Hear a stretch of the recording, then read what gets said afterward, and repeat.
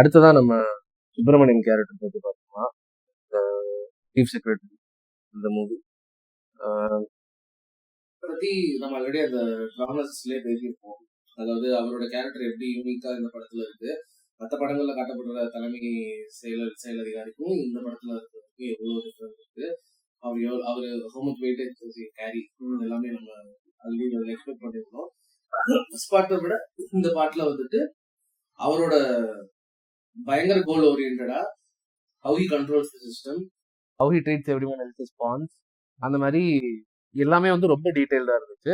இந்த படத்துல என்னோட ஒரு one of the favourite character அப்படின்னு எனக்கும் அதே தான். அந்த ராஜீவ் மேனனோட கேரக்டர் வந்து ஒரு ப்ராப்பரான எலீட்டான ஒரு எக்ஸ்பீரியன்ஸ்டு ஒரு பியூரோக்ராட், ஒரு ஐஏஎஸ் ஆஃபீஸர் வந்து ஒரு சீஃப் செக்ரட்டரியா இருக்காரு அப்படின்னா அவர் சைடில் என்னென்ன ப்ரெஷர் இருக்கும், அவர் வந்து ஒரு மற்றவங்களுக்கு வந்து அது உணர்ச்சி ஒரு போராட்டமா இருந்து அவர் அது என்னவா பாக்குறாரு, அதுல பங்கு பெற்றவங்களே என்னவா பாக்குறாரு அப்படின்னா அவங்க வந்து அந்த ஆட்சியை வச்சுக்கிறதுக்கு இவங்க வந்து குந்தகம் விளைவிப்பாங்களா மாட்டாங்களா, நம்மளோட இதுக்கு டெவலப்மெண்ட் ஃபண்ட்ஸ் வந்து வருமா வராதா.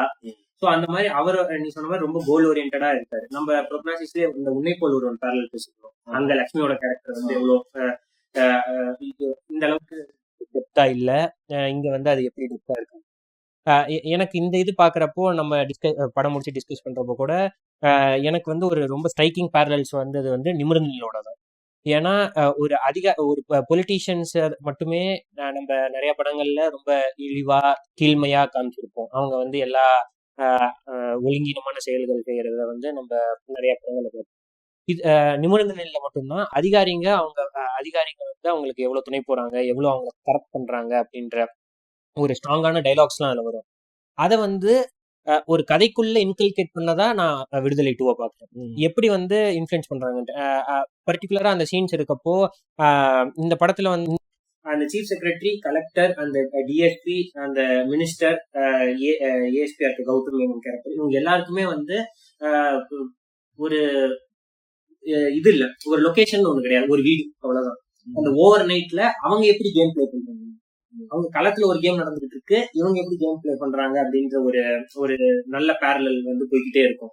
சோ அதுல பார்த்தோம் அப்படின்னா அவர் வந்து எதெல்லாம் ஃபேக்டர் பண்றாரு அப்படின்னு பார்த்தா அவர் கடைசி வரைக்கும் வந்து இதனால வந்து யாருக்கு பாதிப்பு இருக்கு, எதனால பிரச்சனை வரும் அப்படிங்கறத பத்தி மக்கள் ரீதியா அவர் யோசிக்கவே மாட்டார். அவரோட போக்கஸ் எல்லாமே வந்து அந்த ஃபண்ட்ஸ் வரணும், அவரோட பாஸுக்கு அவர் பதில் சொல்லணும். அந்த அந்த ஹையரார்கியை தான் எல்லாருமே அந்த ஹையரார்கி பத்தி தான் எல்லாருமே கவலைப்பட்டுக்கிட்டு இருக்காங்க. கலெக்டருக்கு வந்து சீஃப் செக்ரட்டரியோட குட் புக்ஸ்ல இருக்கணும், டிஎஸ்பிக்கு இவரோட குட் புக்ஸ்ல இருக்கணும், எல்லாருமே இன்னொருத்தவங்களோட குட் புக்ஸ்ல இருக்கணும். அவங்க வந்து அதை டியூட்டியா பார்ப்பாங்க. அங்க களத்துல இருக்க அந்த ஃபிளஷ் அண்ட் போன்ல என்ன நடக்குது அப்படிங்கறது வந்து அவங்களுக்கு தேவையும் இல்ல, அதை பத்தி அவங்க கவலையும் பட மாட்டாங்க. இன்னொரு ரொம்ப சூப்பரான பேரலல் என்ன வரும்னா, கிளைமேக்ஸ்ல வந்து என்னன்னா வாத்தியார் வந்து தன்னை ஸ்கேப் கோட் ஆக்கிக்கிட்டு அவங்க சுத்தி இருக்கவங்களை காப்பாத்துவாரு. அதுக்கப்புறம் கான்வர்ஸா இங்க நடக்கும், இவங்க யார ஸ்கேப் கோட் ஆக்கலாம் அப்படின்னு சொல்லிட்டு யார பண்ணலாம் அந்த ஆட்டக்காரத்தை மீன் தேடிட்டு இருப்பாங்க. ஆமா, அதுதான் இந்த வந்து அந்த அந்த பவர் ஸ்ட்ரக்சர்னு சொல்லுவாங்கல்ல, அந்த பவர் ஸ்ட்ரக்சர்ல இருக்கவங்களுக்கும் ஒரு காமன் மேனுக்கும் இருக்க ஒரு இது. காமன் மேன் இருக்கவன் என்ன நினைப்பான் அப்படின்னா எதை சார்ந்து நிக்கிறானோ அந்த விஷயம் ஜெயிக்கணும்னு நினைப்பான். இந்த பவர் ஸ்ட்ரக்சர்ல இருக்கவன் இந்த பவர் ஸ்ட்ரகிள்ல நம்ம தப்பிச்சிடணும் அப்படின்னு நினைப்பான். சோ அவங்க வந்து அந்த கரைப்பிடியாத கரங்களா இருக்கணும்னு தான் எல்லாருமே பாத்துருக்கோம். சோ அதனால கொடுங்க, தொடச்சு கொடுங்க. ஃபர்ஸ்ட் பார்ட்ல அவங்களுக்காக நிறைய வேலை செஞ்சு கொடுத்த அந்த ராகவேந்தர் கேரக்டருக்கு மேலேயே குறி வச்சிருவாங்க. அது வந்து அந்த பர்டிகுலர் சீக்வன்ஸ் வந்து விசாரணையோட ஒரு நீழ்ச்சியா நான் பாக்குறேன். பண்ண அதே விஷயம் தான். எப்படி சொல்றது, எப்படி ஒருத்தனை வந்து ஃபர்ஸ்ட் எப்படி ஒருத்தனை வந்து அவங்களுக்கு ஒரு டூலா யூஸ் பண்றாங்க, எப்படி அதுக்கப்புறம் அவனை ஸ்கேப் கோட்டா மாத்துறாங்க. மறுபடியும் அந்த சுட சொன்ன ஒரு மீம் வருமே, பின்னாடி சுட்டுக்கிட்டே இருப்பாங்க. இந்த படத்துல கூட வருமே, தம்பி படத்துல கூட இவ அவரு துப்பாக்கி போட்டோம், பின்னாடி ஒரு துப்பாக்கி வச்சுப்பா, பின்னாடி வந்து, அதாவது அந்த வரிசையில் கடைசியில் இருக்கிற ஆள் தான் நம்ம சுப்பிரமணியன். ஸோ அவரோட மல்டிபிள் டைமென்ஷன்ஸை எக்ஸ்ப்ளோர் பண்ணது வந்து சோஃபார் இந்த கான்டெம்பரரி சினிமால நான் பார்த்த வரைக்கும் ரொம்ப ஒரு நாட்ச் ஹையரா இருந்தது விடுதலை. அது வந்து அன்டவுட்டட்லி எனக்கு வந்து அவரோட portion I would like to title it as Game of Shadows. ஏன்னா யாரோ ஒரு ஃபேமஸ் டேரக்டர் சொன்னதா ரீசெண்டா ஏதோ ஒரு கோர்ட்ல பார்த்தேன், யாருன்றத நான் அது என்ன சொல்லிருப்பாருன்னா the power always lies in the shadows. Correct. I think it is Nolan, but I'm not sure. நோலனா ஸ்டார்ட் தெரியல, நான் செக் பண்ணிட்டு நான் போடுறேன். அப்ப வந்து எனக்கு அதை பாக்குறப்ப, எனக்கு அந்த படம் பார்த்ததுக்கு அப்புறம் இதை பாக்குறப்ப ஆமா correct, they are people who actually operate in the shadow, but they actually control the things that happen in the field. நம்ம ஜென்ரலா என்ன நினைப்போம் அப்படின்னா, கவர்மெண்ட் ஆபீசர் தானே, அயன் பண்ண சட்டை போட்டு சும்மா வருவான் அப்படின்னு. சோ அவன் அயன் பண்ண சட்டை போட்டு என்ன பண்றான் அப்படின்னு ஆர்கனைசேஷன் தான் பொட்டு வச்சுட்டு பொங்கல் நினைச்சியாடா அப்படின்னு. சோ அதனால நம்ம ரொம்ப பாக்குறதுக்கு ஆள் அப்படிதான் இருப்பாரு, ஆர்கனைசேஷன் மாதிரியே தான் இருப்பாரு, நல்லா பொட்டு வச்சுட்டு கண்ணாடி போட்டு நல்ல ஒரு எலைட் கிளாஸ் லுக்ல இருப்பாரு. அதனாலதான் வந்து அவரோட காஸ்டிங், அந்த 3 பேரோட காஸ்டிங்குமே சூப்பரான காஸ்டிங். ஆமா, ஒரு ஏலியனேட்டட் லுக் வரணும். கரெக்ட்.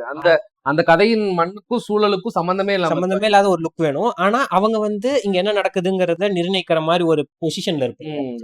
சோ அது வந்து ஒரு வெற்றிமாறன் சார் சொல்றதே தான், எங்க ஒரு ஐரணி இருக்கும் அங்க டிராமா இருக்கும் அப்படின்ட்டு. சோ இந்த ஐரணி வந்து டிராமாவை செம்மையா ஒர்க் அவுட் ஆகுது. ரொம்ப அந்த அவரோட போர்ஷன் வந்து சூப்பரா ஒர்க் அவுட் ஆயிருந்தது. இது ராஜீவ் சாரோடது. அடுத்த ஒரு மிகப்பெரிய காம்படிஷன் இந்த படத்துக்குள்ள இருக்கு. பாகம் 1 சரி, பாகம் 2 சரி. நீ பெரிய கெட்டவனா நான் பெரிய கெட்டவனான்னு சொல்லிட்டு ஒரு ஒரு பவர் ஸ்ட்ரகிளே இருக்கு இந்த படத்துக்குள்ள. அது யாருக்குன்னு நீங்க பாத்தீங்கன்னா, ஒண்ணு ராகவேந்திரா இல்ல எஸ்ஐ அமுதன். ஆனா யாரு வந்து எஸ்ஐ அமுதன், ராகவேந்திராச்சு முதல்ல இருந்தே ஒரு அன்அப்பாலஜெட்டிக்கா படம் ஃபுல்லா நம்ம கூட டிராவல் பண்ணிருக்காரு. நான் வில்ல அப்படின்னு சொல்லிட்டு எக்ஸ்பிளிசிட்டா காமிச்சுக்கிட்டே இருக்கிறாரு அவரோட characteristic. At least writing is like that. Correct. அதே மாதிரி எஸ்ஐ அமுதன் வந்து இந்த படத்துல, ஓகே இந்த ஸ்பாயிலர் நான் ரிவீல் பண்ண வேணாம்னு நினைக்கிறேன், ஏன்னா இது வந்து படத்தோட கிளைமேக்ஸே கெடுத்துரும். ஸோ எஸ்ஐ அமுதன் வந்து நீங்க பாக்குற எஸ்ஐ அமுதன் பாகம் 1ல இருப்பாருன்னா பாகம் 2ல அதை நினைச்சிட்டு வராதீங்க. அது மட்டும் தான் என்னால இப்போதைக்கு சொல்ல முடியும். அவர் என்ன பண்றாருன்னு நீங்க படத்தை பார்த்துட்டு இருக்காங்க. சோ அதுல வந்து இவங்க பேர்ல யாரு கெட்டவங்கிறது படம் பார்த்த முறையில நான் அனலைஸ் பண்ணிக்கோங்க. எனக்கு என்ன தோணுச்சு அப்படின்னா, இது பாம்பு இதுதான் அப்படின்னு தெரிஞ்சுட்டா நம்ம என்ன பண்ணலாம்னு யோசிக்கணும். ஆனா வந்து இந்த பால் ஊற்றி வளர்த்தது நெஞ்சில மிதிக்குதுன்னு சொல்லுவாங்கல்ல, அந்த மாதிரிதான் நான் எஸ்ஐ அமுதனோட கேரக்டர் பாக்குறேன். பெரும்பாலும் என்ன பண்ணுவாங்க அப்படின்னா, அதுலயும் வந்து சுப்பிரமணியமோட கேரக்டர் எப்படி வந்து அமுதன் இன்ட்ரடியூஸ் பண்றாங்க. சஸ்பென்ஷன்ல போனவரை இல்ல, சாரி சஸ்பென்ஷன் கிடையாது, அவர் அந்த ஸ்கூல் ட்ரைனிங் சஸ்பென்ஷன்ல போய் how to fight in forest ஒரு கிளாஸ் அட்டெண்ட் அது மனித உரிமை மீறல்கள் பத்தி நடக்குது. அதே மாதிரி எப்படி சொல்லணும், எந்த கண்ணை யூஸ் பண்ண, அப்ப நமக்கு தெரிஞ்சு ஓகே இவரை வந்து ஃபாரஸ்ட் கண்ட்டுக்காக யூஸ் பண்ண போறாங்க வரும், அவர் திரும்ப வராருன்றது. ஆமா. சோ அப்ப வந்து அவர் இதுக்காகவே பிராக்டிஸ் பண்ணிருக்காரு, வந்து என்ன பண்ண போறாருன்றது மட்டும் தான் கேள்வியா இருக்கும். அந்த பதில் வந்து படத்துல இருக்கு. ஆமா, எனக்கு அது பார்த்த உடனே அவுட் அண்ட் அவுட் வந்து வெற்றிமாறன் லிட்ரேச்சர் ஃபேன் தான் எனக்கு அது தெரிஞ்சது. அந்த அமுதனோட கேரக்டர் இது வந்து ஒரு ஷேக்ஸ்பியரின் ட்ராஜடி, யூடியூப் ரூட்டஸ் அப்படிங்கிற மாதிரி இருக்கும். சூரியோட பாயிண்ட் ஆஃப் வியூல பாக்குறப்போ ஒரு அன்எக்ஸ்பெக்டட். அந்த ட்ரூப்ல இருக்க எல்லாருமே அமுதன் வந்த உடனே சந்தோஷப்படுவார். ஒரு எஸ்ஐ வந்து ஆரம்பத்துல இருந்து அந்த எஸ்ஐயை மதிக்க, அவர் தான் ஃபர்ஸ்ட் வந்த உடனே நீங்க எங்க அப்ப அடிப்பிய நம்ம மூணா ரமேஷ் அவர் தான் பண்ணிருப்பாரு. அவரு வந்து இந்த படத்துல ஒரே ஒரு ஷாட் தான் வராரு. அது வருத்தமான செய்தி, ஒண்ணும் பண்ண முடியாது. ஏன்னா இருக்கிற ஸ்பேஸ்ல அவரு பிரித்த மாதிரி இருந்துச்சு, வேற வழி இல்ல. அதே மாதிரி அவரை வந்துட்டு அது வரைக்கும் அவர் மதிக்கவே மாட்டாரு. என்ன சார் ரொம்ப ஆடுறீங்க, ஏன்னா அப்ப ராகவேந்திர இப்ப இவர் வந்தோம்னா சார் நீங்களே இங்க எனக்கு ரொம்ப பெருமையா இருக்கு சார். ஓ அப்படி அப்படின்ட்டு அங்கதான் நம்ம இன்னொரு விஷயத்தையும் பார்க்க வேண்டியதா இருக்கு. அங்க அவர் வந்து சொம்பு அடிச்சதோ முட்டு கொடுத்ததோ வந்து ராகவேந்திரங்கிற மனுஷனுக்கு இல்ல, ஓசின்ற போஸ்டுக்கு அந்த இடத்துக்கு வர எந்த மேலதிகாரியா இருந்தாலும் அவர் அப்படிதான் பண்ணுவார். அந்த சூழ்நிலைக்கு தகுந்த மாதிரி அவர் மாத்திப்பாரு. சோ அந்த மாதிரி ஒரு நான் அமுதனை பாக்குறது வந்து ஒரு ப்ரூட்டஸ் கேரக்டரா தான் நான் பாக்குறேன். அதே மாதிரி இன்னொரு விஷயம் என்னன்னா, எனக்கு வந்து அந்த லப்பர் பந்துல அந்த ரெஃபரன்ஸ் வந்து அமுதனுக்கு போட்டி பார்க்கலாம்னு தோணுது. அந்த காளி வெங்கட்டும் பாலாவும் பேசிக்கிற சீன்ல வந்துட்டு என்ன சொல்லுவாருன்னா, நான் எப்பவுமே அவர் தம்பி மாதிரி தான் பாத்திருக்கேன் அப்படின்னு. ஒண்ணு தம்பின்னு சொல்லு இல்ல இல்லன்னு சொல்லு, அதெல்லாம் தம்பி மாதிரி. அப்ப ஒண்ணு நல்லவரா இருங்க இல்ல கெட்டவனா இருங்க, ஏன் நடுவுல கிரே போர்ஷன்ல டிராவல் பண்ண ட்ரை பண்றீங்க அப்படிங்கிற மாதிரிதான் இருந்துச்சு. ஒன்ன மாதிரி ஆளுங்க தான் ஆபத்து அப்படிங்கிற மாதிரி இல்ல. அதாவது எப்படி சொல்றது, சங்கியையும் விட்டுறலாம் ஊப்பியையும் விட்டுறலாம், ரெண்டு பக்கமும் அவன் தான் டேஞ்சர். அதுதான் அது அவங்க சந்தர்ப்பவாதிகள். அமுதனோட கேரக்டர் வந்து சந்தர்ப்பவாதி. சந்தர்ப்பம். அவர் அதை சொல்லவும் செய்வாரு. ஆஹ் அத அவர் வந்து நியாயப்படுத்துற விதமா சொல்றதுதான் ரொம்ப வருத்தத்துக்குரிய விஷயமா இருக்கும் அது. டேய் நீ தப்பு பண்ண உன்னோட வச்சுக்கடா, உன் ஆளுக்குள்ள எங்களையும் சேர்க்காது. அப்படின்ட்டு நாங்க வேற, நீ போறப்ப பார்த்த குமரேசன் வேற, நீ வந்ததுக்கு அப்புறம் இருக்கிற குமரேசன் வேற, வேற. என்ன உன்னோட இப்ப சேர்க்காத. அதுதான் அவர் வந்து எந்த அளவுக்கு வந்து அங்க இருக்க கம்பெனில இருக்கவங்களுக்கு எல்லாம் ஒரு ரோல் மாடலா இருந்தாரோ அந்த இது மேல அவரே சேத்தவாரி பூசிக்கிட்டாரு அப்படிங்கறதுதான். எனக்கு இமேஜ் எல்லாம் முக்கியம் இல்ல, நான் மேல போறதுக்கு என்ன வேணா செய்வேங்கிற ஒரு எச்சத்தரமான ஒரு புத்தி தான். அதுதான் அது சந்தர்ப்பவாதிங்கிறதுக்குள்ளே இது எல்லாமே அடங்கிடும் நான் நினைக்கிறேன். அடுத்த முக்கியமான கேள்வி வந்து சூரியன் தமிழரசி எங்க போனாங்க? எல்லாருக்குமே அவங்க கேரக்டரை பாகம் ஒண்ணுல ரொம்பவே ரசிச்சு பார்த்த, அதுவும் இந்த இது வழிநடுக உன்னோட நடந்தா அதுக்கெல்லாம் ஃபில் பண்ண எல்லாருக்குமே வந்து அவங்க பெரிய மிஷின் இந்த படத்துல. எனக்கு வந்து தமிழரசி வந்து விடுதலை 2லயும் இருக்காங்க. எப்படின்னா இது வாத்தியார் வந்து கால் பண்ணிட்டு இருக்காரு.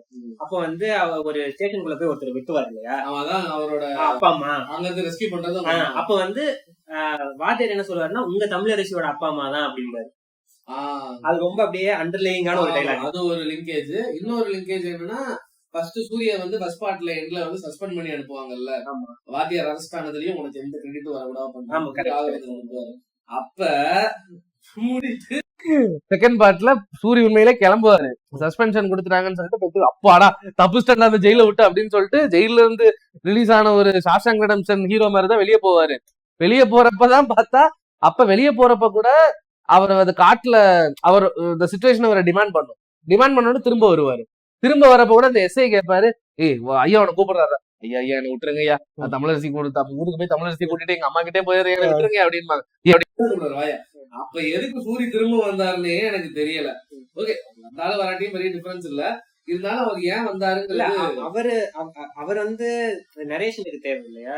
நரேஷனுக்கு தேவை, ஏன்னா ஆடியன்ஸ் தான் சூரி. ஓகே, அது வந்து கொஞ்சம் ஸ்கிரீன் பிளேக்காக கொஞ்சம் வளர்த்துக்கிட்ட மாதிரி இருந்துச்சு, but it still work for.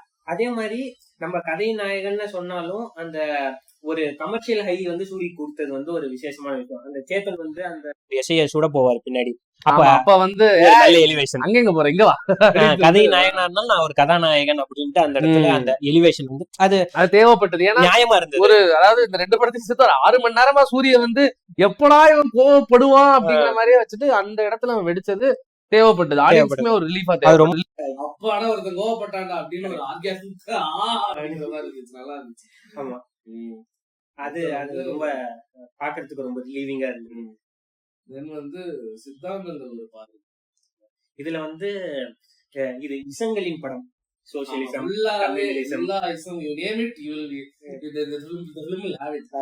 இது நான் வந்து introduction to socialism hand book எழுதினா அது வந்து அதோட கடைசியில விடுதலையோட ஓடிடி லிங்க போட்டு அந்த மாதிரிதான். லைக் ஒரு இத நான் இது ஒரு கரெக்டான ஒரு பார்வை அப்படியோ இல்ல தப்பான பார்வைன்னு சொல்ற அளவுக்கு எனக்கு அதுல தீர்க்கமான அறிவு இல்லை. ஆனா ஒரு காமனருக்கு வந்து ஒரு அடிப்படையை புரிய வைக்கிறதுக்கு வந்து இது ஒரு நல்ல முன்னோட்டமா இருந்தது. கம்யூனிசம் பத்தி பேசுறதா இருக்கட்டும், ஏன் அந்த நீ கம்யூனிஸ்டா இல்லாம ஏன் அந்த சித்தாந்தங்களை நீ தெரிஞ்சுக்கணும் அப்படின்னு ஒண்ணு இருக்கு. அதோட நியாயம் என்ன, அந்த சோசியலிசம் ஃபியூடலிசம்லாம் என்ன? ஏன்னா இப்ப இருக்கிற டெமோக்ராட்டிக் ஸ்ட்ரக்சர்ல வந்து ஃபியூடலிசம்ங்கிறது வந்து இப்ப எல்லாம் நடக்குமா அப்படின்ற ஒரு பெரிய கொஸ்டின் மார்க் நம்ம முன்னாடி தான் பண்ணி யாருன்னு சொல்றீங்க. அது ஒரு பீரியட் ஃபீல் தர ஆரம்பிச்சிருது. இது எப்படி நடக்கும், எப்படி இந்த மாதிரி ஃபார்ம் ஆஃப் ஆபரேஷன்ஸ் எல்லாம் இருக்கும் அப்படின்றது நம்ம ஒரு ஹிஸ்டரி புக் படிக்கிற மாதிரி தான் இருக்கும். ஆனா அந்த ஆபரேஷன் அப்படிங்கிறது வந்து ப்ரிவலைட்டே தான் வந்துட்டு இருக்கு, மோட் ஆபரேஷன் தான் மாறி இருக்கு. சோ அப்போ நீ ஆபரேஷனுக்கு எதிரா நீ குரல் கொடுக்கணும், அதுக்கு எதிரா நீ வந்து ஏதாச்சும் ரிஃபார்ம் பண்ணணும் அப்படின்னா நீ எதை டூலா யூஸ் பண்ணணும் அப்படின்ற ஒரு பெரிய கேள்வி இருக்கு. சோ அது அந்த டூலை தான் கேகே வந்து பெருமாளுக்கு கொடுத்தாரு. அது வந்து சித்தாந்தம்.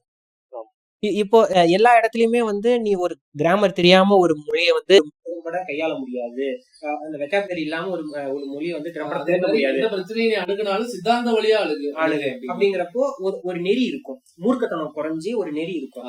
சோ அதுதான் எனக்கு தெரிஞ்சு இந்த படம் வந்து நிறைய இடத்துல வந்து சினிமாங்கிற தாண்டி மோனோலாக்ஸா மாறிடுச்சு. நிறைய இடத்துல சினிமால வந்து நிறைய இடத்துல வந்து அந்த நம்ம வந்து ஒரு சினிமா பாக்குறோம், அவங்க நடிச்சுக்கிட்டு இருக்காங்க அப்படிங்கறத தாண்டி அந்த பின்னாடி அந்த நரேஷன் வந்து ஒரு மோனோலாகா மாறி இது என்ன சொல்ல வரும் அப்படிங்கிறது அவங்க சொல்லி அது கொஞ்சம் ஒரு ப்ரீச்சிங் ஸ்டேட்டுக்கு நகர்ந்துருச்சு அடிக்கடி. ஆமா, அதை திரும்ப பிடிச்சி வெற்றிமாறன் அங்கிருந்து இழுக்க வேண்டியதா இருந்தது. சோ அப்போ என்னன்னா அவர் என்ன சொல்ல ட்ரை பண்றாருன்னா ஒரு சோசியல் பொலிட்டிக்கல் அவேர்னஸ் கொடுக்கறதுக்காக அவர் அந்த இடத்த எல்லாத்துலயுமே வந்து இப்ப எப்படி ஒரு டிராமா நடக்கிறதுக்கு முன்னாடி இந்த கதை மாந்தர்கள் இது கதைக்களம் இங்க இது நடக்க போகுது அப்படின்ற மாதிரி இதோட சித்தாந்த பின்னணி இதனால இது நடக்குது அப்படின்ட்டு அவர் சொல்ற மாதிரிதான் எனக்கு தோணுச்சு. அது வந்து இந்த படத்துக்கு சரியா அமைஞ்சிருக்கா இல்லையா அப்படின்னா அது வந்து அந்த ஷியர் டியூரேஷன் ஆஃப் த மூவியும் அந்த அந்த எங்கேஜிங்கா வச்சிருந்தது. ஆனா நிறைய டைம் வந்து ரொம்ப ஃபாஸ்ட் பேஸ்டு டைலாக்ஸ் எனக்கு வந்து நிறைய இடத்துல நிறைய எடிட்ல ஆட் பண்ணிருக்காரு. நிறைய ஸ்ட்ராங்கான டைலாக்ஸ் வந்து ஃபாஸ்ட் பேஸ்ல அவரே ஒரு 1.25 தான் பேசிருப்பாங்கன்னு நினைக்கிறேன் எல்லாரும். அந்த இது பேசின உடனே அந்த முன்னாடி பேசின டைலாக் நம்ம ப்ராசஸ் பண்றதுக்கு முன்னாடி அடுத்து ஹெவியான ஒரு 4 டைலாக் வந்துரும். அதனால அப்போ ப்ராசஸ் பண்றதுக்குள்ள அடுத்த ஒரு ஹை மொமெண்ட் வந்துருக்கு. எதை பாக்குறது, எதை ஃபாலோ பண்றது, அவ்வளவுதான். அது ஒரு யூஃபோரிக் ஃபீல் தான். அது என்ன நடக்குது இங்க அப்படின்ற மாதிரி ஒரு ஃபீல் கிரியேட் பண்ணிடுது. எனக்கு என்னன்னா, எனக்கு வந்து கம்யூனிசத்தை வந்து அறிமுகப்படுத்தின ஒரு படம்னா வந்து கமல் சாரோட அன்பே சிவம். அது வந்து entirely if the film is whether the film is about கம்யூனிசம்னு கேட்டா இல்ல, அதுக்குள்ள அந்த ஆல்ட்ருயிசம் அப்புறம் சோஷியலிசமும் கொஞ்சம் பேசிருப்பாங்க. ஹியூமனிட்டி மெயினா அன்பே சிவம் இஸ் ஆல் அபௌட் ஹியூமனிட்டி தான். பட் கம்யூனிஸ்டோட பார்வையில இருந்து ஹியூமனிட்டி எப்படி இருக்குன்றதையும் கொஞ்சம் காமிச்சிருக்காங்க. அதுதான் வந்து ஆனா வந்து அதுல எப்படின்னா கமல் சார் வந்து கம்யூனிசத்தோட பாசிட்டிவ் சைடு மட்டும் காமிச்சிருப்பாரு. எப்படி லேபர் ரைட்ஸ்க்காக அவங்க ஃபைட் பண்றாங்க, லேபர் வேஜஸ்க்காக ஃபைட் பண்றாங்க, 910 ரூபா அப்படின்னு சொல்லிட்டு ஏகப்பட்ட விஷயங்கள் அந்த டைம்ல கண்டெம்பரரியா இருந்த பல லேபர் ஒர்க்கர்ஸோட ப்ராப்ளம்ஸ் எடுத்து அவர் நல்லா பேசியிருப்பாரு. அப்ப எல்லா கம்யூனிஸ்டும் அப்படியான்னு கேட்டா இல்ல. நீங்க அதுக்குதான் இன்னொரு படத்தை நான் இங்க ரெஃபர் பண்ணணும்னு நினைக்கிறேன். செங்கலம், நம்ம 2 பேரும் சேர்ந்து பார்த்த படம். இவரு ஹீரோ வந்து போச்சு. இவரு அந்த லவர் படத்துல பாய் பெஸ்டியா வருவாரு, கரண் அவர் பேரு Karna. His name is Karna. Lover படத்துல வருவாரு, அப்புறம் கைதி படத்துலயும் வருவாரு. அந்த அவர் நடிச்சிருப்பாரு. வேற லெவல்ல இருக்கும். அதுவும் விடுதலை பாகம் 2வும் பெரிய வித்தியாசம் எல்லாம் கிடையாது. ரெண்டுமே பேசுற நெறி ஒண்ணுதான், விஷயம் ஒண்ணுதான். கம்யூனிசம் பத்தி தான் அந்த படமும் பேசும்.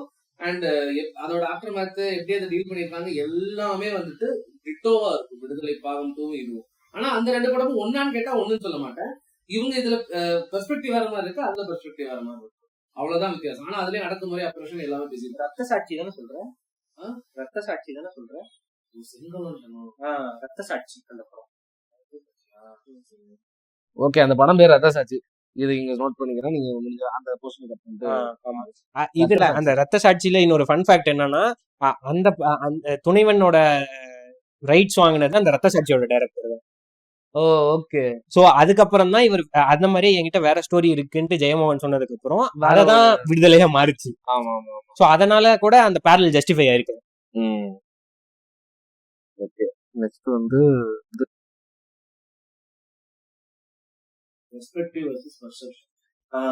இது வந்து இந்த படத்துல வந்து ட்ரெய்லர்லயே நமக்கு இது கொடுத்துட்டாங்க. ஃபர்ஸ்ட் பார்ட்டோட போஸ்ட் கிரெடிட்லயுமே இது வந்தது. என்னன்னா பெருமாள் வந்து அவர் தரப்பு நியாயத்தை பற்றி பேசுறது, அவர் தரப்பு அது நியாயமா இல்லைங்கிறத தாண்டி அவரோட ஒப்பீனியனை சொல்றதுக்கு வந்து விடுதலை பார்ட் 1ல இடம் இல்ல, சூழ்நிலைகளும் அப்படி இருந்தது. போஸ்ட் கிரெடிட்லயே வந்து சொல்றப்போ நான் ஒரு தகவலை சொல்றேன், உங்களுக்கு தெரிஞ்ச தகவலை வந்து நீங்க ஒப்பிட்டு எதை உண்மை நீங்க முடிவு பண்ணிக்க வேண்டும். அதுலதான் நான் ஒரு ரொம்ப ஒரு ப்ராப்பரான ஒரு ஸ்கிரீன் பிளேக்கான இன்டென்ஷனா நான் பார்ப்பேன். நம்ம எல்லாத்து மேலேயும் ஒரு பெர்செப்ஷன் இருக்கும், அதை பத்தின ஒரு கண்ணோட்டம் இருக்கும். அந்த பெர்செப்ஷன் வந்து பெர்ஸ்பெக்டிவா மாத்துறது தான். பெர்ஸ்பெக்டிவ்னா பார்வை. சோ அவர் அந்த ஒரு கண்ணோட்டத்துங்கிறது தான் அங்க இவர் தகவலா சொல்றாரு. நம்ம நியூஸ் பேப்பர்லயோ இல்ல வண்டியில போறப்போ ஒரு எங்கேயாச்சும் போஸ்டரே பார்த்துட்டு நம்ம ஒரு இது மேல ஒரு ஒப்பீனியன் கிரியேட் பண்ணிருக்கோம். அதுதான் அந்த இது ரயில்ல பாம்பிங் நடந்தப்பையும் கீழே வச்சிருந்த ஒரு போஸ்டரை வச்சு அந்த மக்கள் படையினர் தான் அதை பண்ணாங்க அப்படின்ட்டு ஸ்ட்ரெயிட் ஃபார்வர்டா முடிவு பண்ணிருக்காங்க. சோ அதை பத்தின இன்னொரு பாயிண்ட் ஆஃப் வியூவை கொண்டு வரப்போ அதுல யார் யாரெல்லாம் ரோஷம் நரேட்டிவ். ஆமா, கரெக்ட், ரோஷம் நரேட்டிவ் தான். அதை பத்தின இன்னொரு பார்வையை, அதாவது பெருமாள் தரப்பு நியாயம்னு சொல்ல மாட்டேன், அவரோட எண்ணங்கள், அவர் எதை நினைச்சு அது பண்ணாரா பண்ணலையா, என்ன அதுக்கு பின்புலம் அப்படின்னு வரப்போ நம்மளோட பிலீஃப் சிஸ்டமே நிறைய மாத்துது. நம்ம அப்ப யார் மேல கோவப்படணும் எல்லாத்தையுமே மாத்துது. சோ இது வந்து நம்ம அந்த டைமுக்காகவோ இல்ல அதுக்காக நம்ம யோசிக்கலனாலும் இந்த விஷயத்த எல்லாத்தையுமே பொறுத்து பார்க்கலாம். இன்னைக்கு வந்து நான் என்ன யோசிக்கிறேன்னா, இன்ஃபர்மேட்டிவ் சொல்யூஷன் இன்ஸ்டாகிராம்ல வருது, வாட்ஸ்அப்ல வருது, யூடியூப்ல வருது, எல்லா மீடியாலயும் இன்ஃபர்மேஷன் வருது. எது உண்மை நம்ப முடியும், எல்லாமே பயாஸ்டா இருக்கு. அப்போ உண்மைங்கிறது என்ன அப்படின்றது தெரியல. அது உண்மைங்கிறது ரொம்ப சப்ஜெக்டிவா மாறிடுச்சு. ஸோ அந்த பாயிண்ட இந்த படம் டச் பண்ணது வந்து எனக்கு தெரிஞ்சு இந்த இதுல ஸ்டேக் ஹோல்டர்ஸா இருக்கு எல்லாருக்குமே வந்து ஒரு அவேர்னஸ் கிரியேட் பண்ற மாதிரி இருந்தது. நீங்க எவ்வளவு ஒரு முக்கியமான ஒரு இடத்துல இருக்கீங்க. நான் மீடியா ஜேர்னலிஸ்ட்னு மட்டும் சொல்லல, அதை ஃபார்வர்ட் செய்யற, நல்லது நடக்கும் ஃபார்வர்ட் செய்யற அந்த 25 பேருக்கும் நான். ஸோ அது எனக்கு தெரிஞ்சு அது ஒரு நல்ல பாயிண்டா இருக்கு. இதை ரொம்ப பிரீச்சியா நிறைய படங்களை சொல்லியிருக்காங்க, இது அப்படியே மெல்லிசா டச் பண்ணிட்டு போயிடுச்சு இந்த படம். அதே மாதிரி இந்த சம்பவம் மட்டும் இல்ல, நீ சொன்னா அந்த குண்டு வெடிப்பு மட்டும் இல்லாம அது போக இன்னும் 2-3 சம்பவங்களை பத்தியும் ஃபர்ஸ்ட் பார்ட்ல காமிச்சிருக்க ஆப்போசிட்டா பெர்ஸ்பெக்டிவ் காமிச்சிருப்பாங்க. ஆனா எனக்கு இந்த படத்துல பிடிச்சதுன்னா, வெற்றிமாறன் வந்து ரெண்டுல எதை ஜஸ்டிஃபை அந்த he left the decision to the audience itself. எனக்கு அது ரொம்ப பிடிச்சது.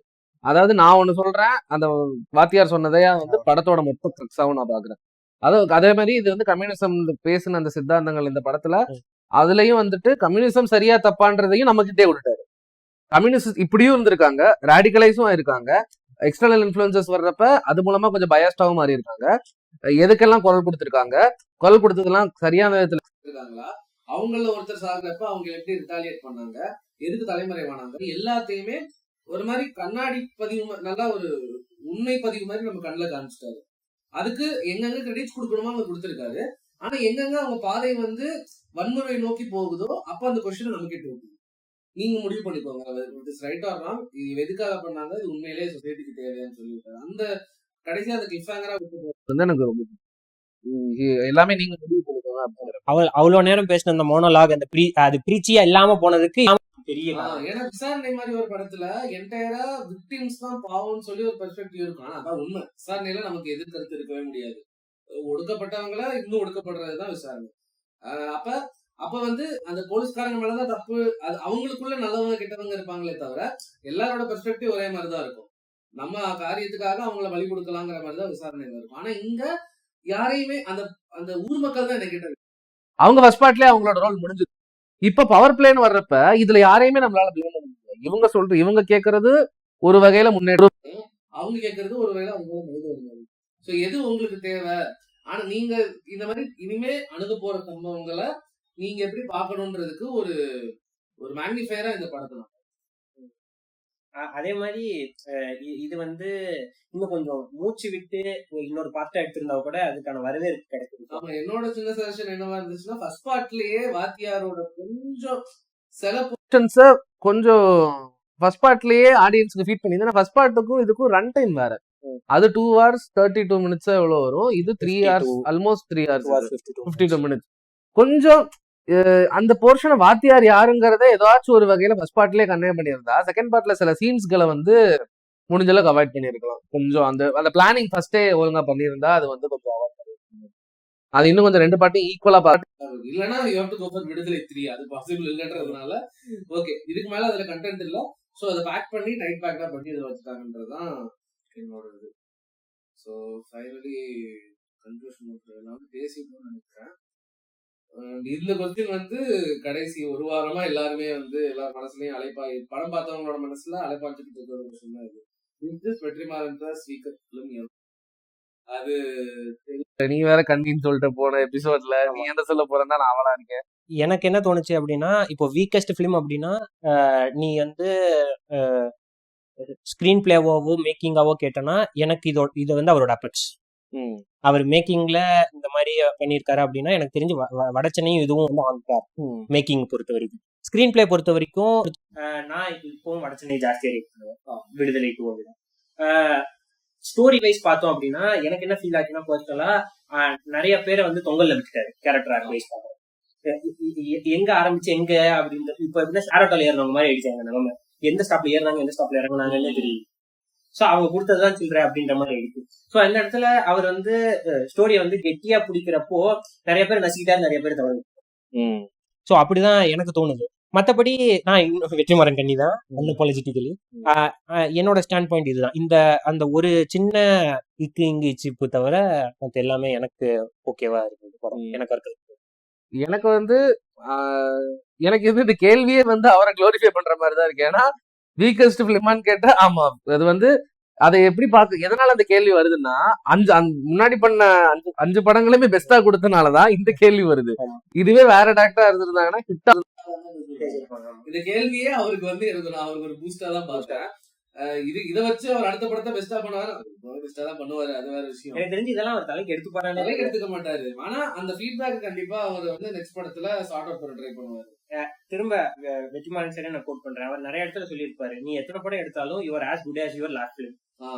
அவ்வளவுதான். அது கொஞ்சம் கொஞ்சம் லூஸான படமா இருந்தா your as good as that. உன்னோட லெகசி எல்லாம் அங்க கொண்டு வரக்கூடாது. நீ கடைசி என்ன படம் பண்ணங்கிறதா உன்னோட கேலிபருக்கான ஒரு இம்ப்ரெஷன். சோ அது வந்து அவருக்கு தெரியும். ஆமா, நான் சோ அந்த வீக்கஸ்ட் பிலிமான்னு கேக்குறப்ப நான் அவரோட படத்தையே வச்சு பெஞ்ச் மார்க் பண்றேன். அசுரனே எடுத்துலாம் பெஞ்ச் மார்க் பண்றேன். நேத்து நாங்க பேசிட்டு இருந்தப்ப அந்த அசுரன் படத்துல இருந்த அந்த வன்மம் எக்ஸ்சேஞ்சஸ் வந்துட்டு நாங்க எப்படி இருந்துச்சுங்கிறத பேசிட்டு இருந்தோம். அது பர்ஃபெக்ட்லி நிட்டா இருந்துச்சு. அதாவது ஒரு சின்ன ஒரு கிளிம்ஸ் சொல்றேன். என்னன்னா, வடக்குரானுக்கு சிவசாமியோட நிலம் தேவைப்படுது, அதனால சிவசாமி கிட்ட கேட்கறான்.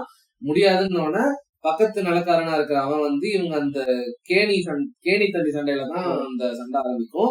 சோ அப்ப வடக்குரானோட பையன் அவங்க அம்மாவை அடிக்கிறான்னு சொல்லிட்டு சிவசாமியோட பையன் முருகன் திரும்ப அவன் அடிக்கிறான்.